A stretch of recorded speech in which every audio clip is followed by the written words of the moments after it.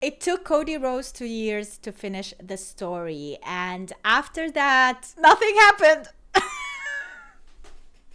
And this is the reason why I want to react to this video by Plana, and it's called Cody Rhodes, the worst WWE champion.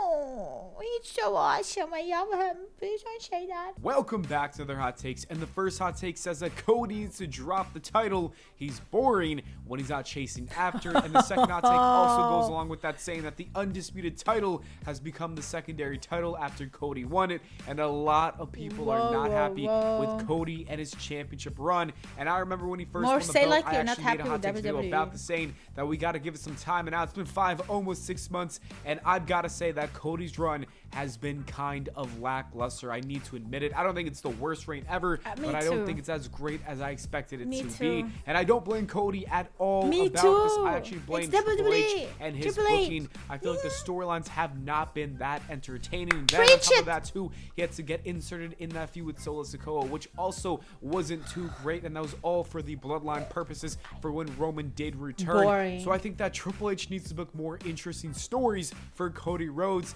because his reign right now isn't looking so great. But there's also other things that you need to consider, one of them being that he beat Roman, who had one of the best title reigns ever, which was pure cinema. On top of that too, Cody is a babyface, and we all know the deal with babyfaces. Sometimes they aren't too entertaining just because they But to be honest, yes, he is babyface, but we had glimpses and pieces of him turning heel at some points. Remember those points? I hope you do. And I was like, oh my god, this actually sounds good. I would love to see him as the good heel. guy, and heels are more enjoyable. So anyways, I would say that I kind of agree with these hot takes, and I do think that Triple H needs to book Cody better, because right now Cody can definitely have a better storyline if the booking is better. Anyways, the next hot take says that KO should dethrone Cody at the next pay-per-view. Probably and I don't happening. think that should happen at all. I think Cody should still be the champion. Like I said, he just needs better storylines. Hopefully, this feud does continue. And you know what? Maybe he wouldn't dethrone him, but I think he's gonna backstab him and go with Roman Reigns. You know that he is like thinking, like where, who, what. Yeah.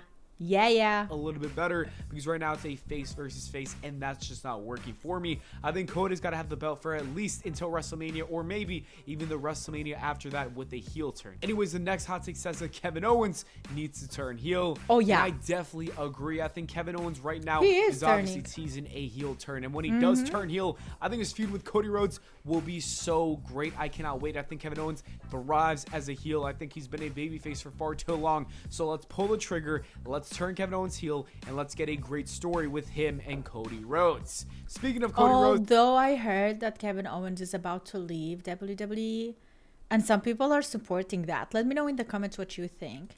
the next hot take says that Cody versus Rock will happen at Saudi Arabia pay-per-view in February instead of WrestleMania, and The Rock versus Roman Reigns will be intriguing at WrestleMania, more intriguing than Cody versus The Rock. And I gotta say this, I think that we should see The Rock versus Roman at WrestleMania 41. I don't want to wait until WrestleMania 42. I understand that WWE wants to book The Rock versus Cody, but I'd rather see that match take place on the first episode of Raw on Netflix, because I think that will be a huge pay-per-view. Oh, listen, my opinion. Maybe you don't care, but listen. How about this? Roman Reigns versus The Rock in the next WrestleMania, and then the one after it would be Randy Orton versus John Cena, because we have John Cena in 2025 and he said he will have a WrestleMania event. He will appear at WrestleMania, and I don't know if he was talking about this WrestleMania or the next one, but I do definitely see him fighting against Randy Orton and as the big or main event of that. And just imagine if Roman screws The Rock or something like that on that episode, which leads to a WrestleMania match. I think that's how I would book it. And on top of that too, we get Cody versus Randy at WrestleMania. TSG thinks that Rhea will be the WWE champion one day. Yes, the men's WWE World Championship. So I'm sorry, Cody, I think you're gonna lose your belt to Rhea Bloody Ripley. No, in all seriousness though, she should not be the WWE champion. That would just be crazy, and I do not want to see it unless she beats Dominic Mysterio. Then that would be funny. Isis says that Gunther does not need another long-ass title reign. It's going to get repetitive. Have someone beat him early. I personally think he should have a long reign. And when I say long, I think dropping it at WrestleMania seems like a good idea. Because he's so great in that ring. He puts on a great match with everybody. Just look at the match with Randy. Everybody loves it. So I think he should be champion for a long period of time, as long as they can have him champ. The Dead Dream says that the final boss was the best version of The Rock since he returned in 2011. And I want to go even further and say that it's been the best version of The Rock that we've ever seen in the history of his WWE career. I think the final boss version of The Rock was just absolutely insane. He was dropping F-bombs. He was doing whatever he wanted. That was the best version of The Rock, and I can't wait till he does come back. The next hot take says that Triple H needs to find a good balance between long stories and short stories. Not all stories need to be long, and some instant payoffs are nice. I agree. And all I can say is that I definitely agree. I think Triple H does this a little too much. I do want to see short payoffs. Because some of these things become so repetitive. Example, Cody and Solo on the Bloodline. Every single time it became so repetitive, the way they would end the match, the way they would be screwing each other, because they cannot be like they don't know how to be more creative with these stories, because they are literally dragging them so freaking long. And every story, the Judgment Day story, the Bloodline story, Drew versus CM Punk, all of these have been since ever. You know, you guys, like, we really need something on the go, like a couple of weeks, done, move on. It happened, hopefully it does. The next hot take says that WWE has too many baby faces right now. It's unbalanced. We need more heels. I never thought about it. A problem with Cody's title reign. I feel he doesn't have too many great heels on SmackDown, and that is definitely a problem. Who would have thought? Because it's so funny when Vince was booking WWE, we had too many good heels and not enough baby faces, and now it's the opposite problem. So hopefully we do get more established heels. More people need to turn heel. That's why Kevin Owens. Tab says that Triple H fumbled Jey Uso, and it looks like he'll never be a world champion, let alone a mid-card champion. And I don't really blame Triple H. I gotta blame the whole bloodline This stuff. was 3 weeks ago, by the way. Jey Uso is a champion now. Or the IC champion. It would be weird for him to just, drop everything with those storylines and just enter this bloodline story with Solo Sikoa and Roman Reigns. So I think that's the problem with this. I hope that once this bloodline story is over, once Jey Uso's done helping his cousin, I hope he can return to being a big babyface and winning a singles title. Oh, don't worry. Milski says that John Cena should not be in the world title talks or the world title picture. I completely disagree. John Cena should win the World Heavyweight Championship or the WWE title sometime in 2025. Maybe even at WrestleMania. Who knows? Maybe John Cena will be the one who dethrones Gunther. Reactive FN says that Bronson Reed is World Championship material. He should be champ in the next year and a half. I don't know about the next year and a half. Maybe 2 or 3 years I can see Bronson Reed winning a world championship. Because we have so many cool characters right now in that ring. This hot take would disagree, saying that Bronson Reed is literally just Otis, but he does tsunamis. First off, I love Otis. I think he's a great talent. He's a great person to have on the roster, and he's very entertaining. So I don't even see this as a bad thing, but I do think Bronson Reed is a tiny bit better than Otis, just because he feels more like a serious threat on the roster with his character. Otis more fun. Speaking of Otis, this says that they jumped the gun with Gable and Otis, and I kind of agree. I think the turn could have happened at SummerSlam, and I do think they could have extended the match. It already was happening and boiling along. I think that Chad Gable and Otis had a lot of potential, Chad Gable and the American but unfortunately really they fumbled with that storyline. This hot take says that I just think when Otis literally turned against Chad, they maybe could have done more of that. Because in a way, Chad had so many different, he had that, but also he had the family and the Wyatt Six situation at the same time happening.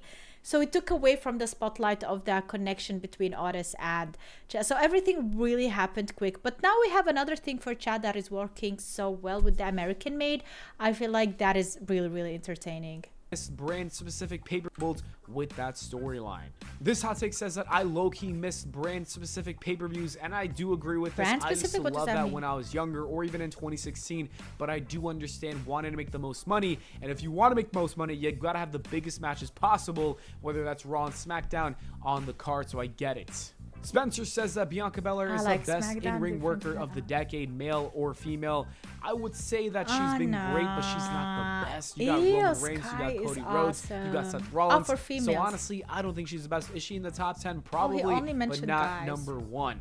Shireen says that LA Knight won his first and last title in WWE. I don't think we got to be negative and say this. LA Knight is definitely going to be a world champion. I'm hoping that does happen. Meme Central says that Mark Henry during his Hall of Fame run was scarier than any version of The Undertaker and potentially any other wrestler in the history that I can think of. I think it's the authenticity. We know nobody can summon thunder, but the things Mark Henry did were insane and terrifying, while at the same time being realistic and actually possible. Nothing supernatural. He just genuinely seemed like a dangerous, terrifying man. This is a random, but actually very interesting hot take. I do think that the Mark Henry Hall of Fame run was very scary, because if you saw him in real life, you get your ass beat. But I don't think he's scarier than Kane or The Undertaker. Those guys really terrified me to the point where I had nightmares of them when I was younger. So I'm sorry, I gotta still give it to The Undertaker and Kane. Zach says that Daniel Bryan will come back to WWE for one last time, and as much as I want to see that happen, I don't think it's the case. He's literally the AEW World Champion, and he probably is going to retire there and then work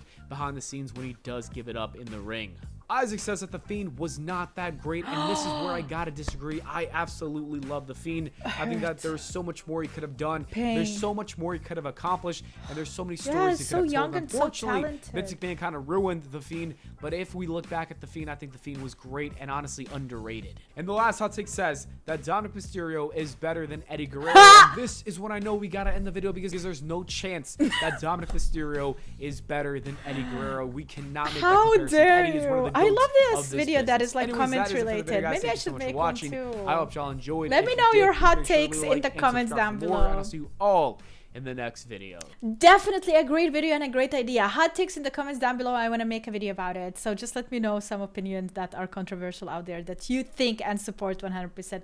Or just make up something really controversial that is awesome for the video.